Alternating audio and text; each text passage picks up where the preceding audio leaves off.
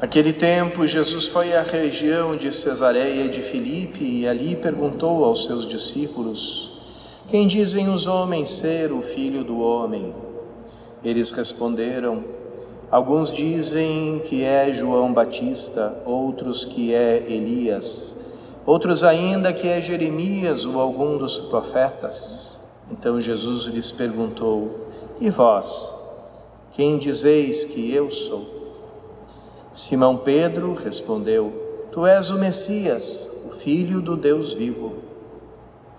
Respondendo, Jesus lhe disse: feliz és tu, Simão, filho de Jonas, porque não foi um ser humano que te revelou isto, mas o meu Pai que está no céu. Por isso eu te digo que tu és Pedro, sobre esta pedra construirei a minha igreja, e o poder do inferno nunca poderá vencê-la. Eu te darei as chaves do reino dos céus. Tudo que tu ligares na terra será ligado nos céus.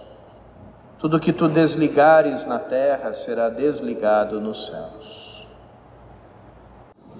Queridos irmãos, hoje nós festejamos a Cátedra de São Pedro.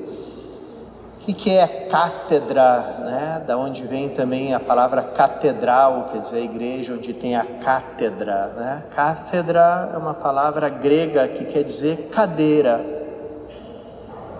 Lá em Roma, ainda se guarda num relicário na Basílica de São Pedro, a cadeira onde São Pedro sentava para ensinar como mestre, né, os seus discípulos de Roma. Então, a cadeira é o lugar onde alguém da igreja ensina com autoridade. A gente tem também no mundo civil, derivado disso, né? Aquele posto nas universidades, né? A cátedra de tal matéria, aquele professor é catedrático de não sei, né? Então, ensina da cadeira, né? Existe também aquele termo que qualifica uma declaração que um sucessor de Pedro faz, na sua condição de sucessor de Pedro, e dirigida a toda a igreja, que são aquelas declarações chamadas ex cátedra, quer dizer, partindo da cátedra, da cadeira, né? Então, a cadeira simboliza o ensino, simboliza o dom, um carisma que foi dado aos apóstolos e que foi transmitido também aos seus sucessores. E que carisma, que dom é esse? É o dom de interpretar de forma correta, de forma verdadeira, tudo aquilo que Deus quis nos revelar e tudo aquilo que Deus quis nos ensinar. E como é importante, irmãos e irmãs, a gente lembrar disso. Tem alguém sentado nessa cadeira, não é uma cadeira vazia. O mundo católico não é uma terra de ninguém, não é uma casa da mãe Joana. Às vezes dá vontade de escrever no pórtico da igreja em palavras latinas, né? Hic domus matris Joannae non est, né? Aqui não é a casa da mãe Joana, né? Porque aqui tem uma autoridade, e essa autoridade não vem dos estudos, não vem da intelectualidade, não vem dos estudiosos da Bíblia, não vem dos teólogos, uma autoridade que vem de Deus,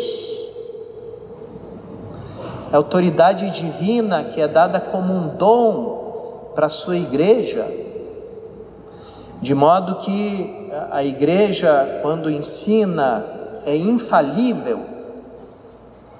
E é infalível por quê? Porque se fosse falível, então não seria verdadeira a promessa de Jesus, né? Que as portas do inferno não prevaleceriam contra a igreja.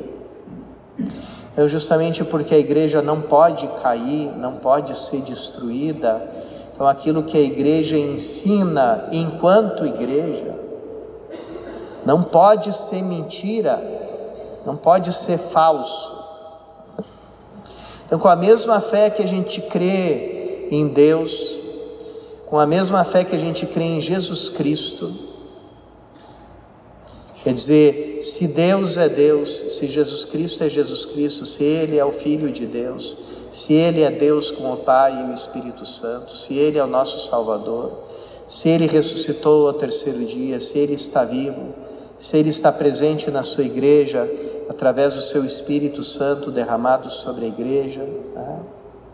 Então, com essa mesma fé, a gente crê e adere de todo o coração, com toda a liberdade e com amor, a tudo aquilo que sai daquela cadeira, daquela cátedra,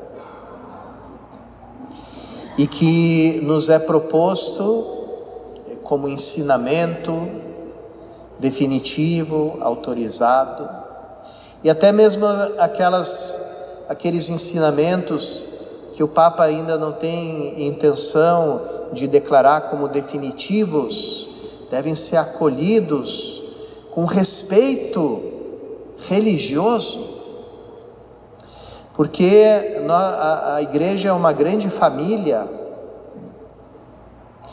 Quando uma mãe diz para o filho: filho, vem aqui ajudar a gente aqui a tirar a mesa, a lavar a louça, né? O filho não vai lá no tribunal exigindo que aquele mandato venha com assinatura autenticada em 3 vias, etc., juramentada em tribunal, né? Ele escuta a voz da mãe e obedece, porque ele é membro da família. Quem exige certificados e provas é aquele de fora, é o estranho, é o adversário, é aquele que quer te processar. Com aquele sim você trata com o tribunal, com o advogado. Mas dentro da tua família você ouve, você escuta, você obedece. Então, queridos irmãos e irmãs, assim é a igreja. A igreja não é um lugar que tem uma cadeira vazia. Ali daquela cadeira vem uma voz que nos ensina. E aquilo ali não está sujeito a achismos, porque a gente agora na era das redes sociais, né? Ainda mais das redes sociais todas monetizadas agora, quem grita mais alto consegue mais visualizações e monetiza melhor o seu canal, a sua, né? Então, nessa era, parece que a Igreja Católica virou o terreno do opinável, e virou um terreno onde o mundo entrou completamente assim a cavalo dentro desse mundo, né? Porque ficou completamente à mercê das opiniões e das polarizações políticas e ideológicas que são próprias do mundo. Não é a voz da nossa mãe, igreja, não é da nossa família, são vozes, barulhos que vêm de fora, e que muitas vezes a gente usa como critério para julgar coisas, declarações que são feitas dentro da igreja. Então, com esses critérios do mundo, a gente olha para a nossa própria família e fica opinando e dando pitaco. Eu acho isso, eu acho aquilo outro. Esses tempos, me deparei com uma discussão numa dessas redes sociais, né? Vejam só que tema delicado, né? Que era assim: quantos filhos um casal tem que ter para cumprir a vontade de Deus sobre sua família, o matrimônio? E aí aquela gritaria, aquela discussão: tem que ser tantos filhos, ou não, tem que ter menos filhos, tem que ter mais filhos, não sei, né? Aí eu entrei assim na discussão, porque às vezes antes eu gostava de me divertir com isso, agora não está mais divertido, né?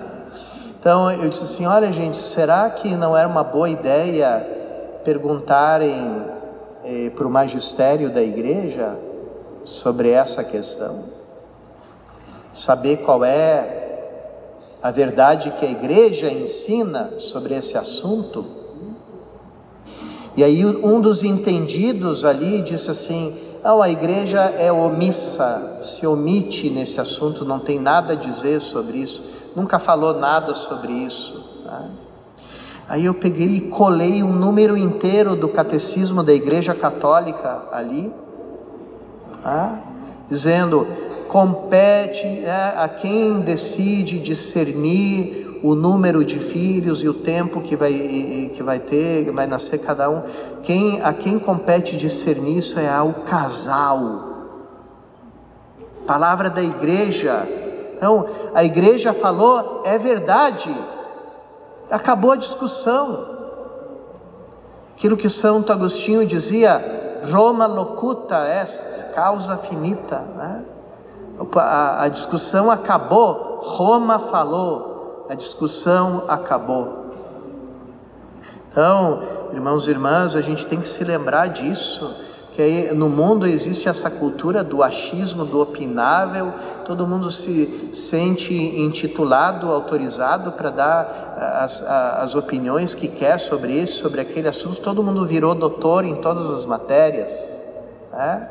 E aqui a gente lembra disso, na igreja não. Na igreja não, porque a igreja tem uma autoridade que tem o carisma da verdade e que ensina com essa autoridade divina os seus fiéis para que não errem nem em matéria de fé e nem em matéria de moral. As outras matérias, time de futebol, etc., podem ir contra o time que o Papa torce, podem, em outras matérias, ali a gente está entre cidadãos comuns, né? Mas quando toca aquilo do qual depende a própria existência da igreja, como a esposa fiel de Cristo, ali é Deus que fala com a sua autoridade. Então, ou você cala e obedece, ou você vai procurar outra igreja que combine com a tua opinião das coisas, ou então você cria a tua própria. Uma vez disseram para Napoleão que ele estava brigando com o Papa e mandou prender o Papa, etc. Disseram assim para ele: olha, já que você é dono de toda a Europa, por que você não funda uma igreja, você mesmo, né? Igreja napoleônica, né? E Napoleão, que era esse grande ditador, ainda teve a capacidade de dizer isso, né? Dizer, olha, para fundar uma igreja, você precisa morrer e ressuscitar depois de 3 dias, tá? Então, a primeira das condições eu não quero, né? Que é morrer. E a segunda, que é ressuscitar depois de dias, eu não posso, né? Então, vamos deixar para esse assunto de fundar outra igreja, né? Irmãos e irmãs, se a gente lembra tudo isso nesse momento onde nosso querido Santo Padre está vivendo o seu calvário, né? As últimas notícias não são nada boas, teve uma piora de saúde, momento de toda a igreja rezar por Pedro,